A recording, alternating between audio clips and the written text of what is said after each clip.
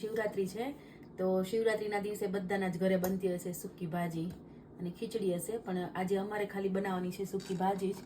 તો સૂકી ભાજીનો વઘાર કેવી રીતના કરવાનો છે એ બતાવીશ. બધાને આવડતું જ હશે આઈ નો, બટ હું કેવી રીતના કરું છું એ તમને બતાવું. તો સૂકી ભાજી બનાવવાની છે આપણે.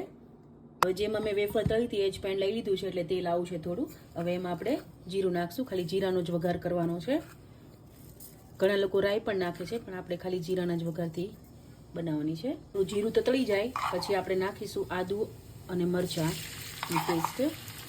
તમે જેટલું તીખું ખાઓ, કેમ કે બધાના ઘરમાં અલગ અલગ તીખું ખાતા હોય, એટલા પ્રમાણમાં લેવાનું. અમે થોડું વધારે તીખું ખાઈએ છીએ અને મેં થોડું વધારે લીધું છે.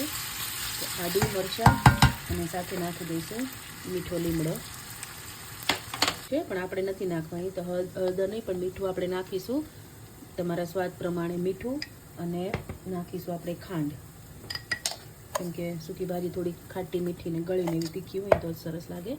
તો હવે આપણે નાખીશું લીંબુ નાખી દીધું, કેમ કે સૂકી ભાજી થોડી ખાટી મીઠી ગળીને તીખી હોય ને તો સરસ લાગે.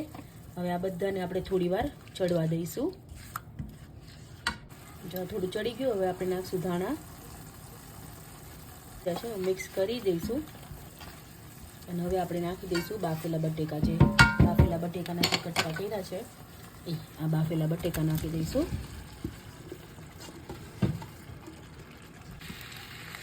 જો બટેકાને એકદમ સરસ મિક્સ કરી દીધા છે. હવે નાખવાના છે આપણે સિંગ જે શેકેલી છે એનો અધકચરો ભૂકો, એ આપણે નાખીશું, કેમ કે આજે સિંગવાળી બનાવવાની છે. તો એનો ભૂકો તમને જેટલી સિંગ ભાવે એ રીતે નાખવાની. અમને થોડી ભાવે એટલે અમે થોડી આગળ પડતી નાખીશું. સિંગ નાખી દીધી, નાખીને બરાબર મિક્સ કરી દીધું છે ને. હવે થોડા ઉપરથી આપણે પાછા ધાણા નાખી દઈશું.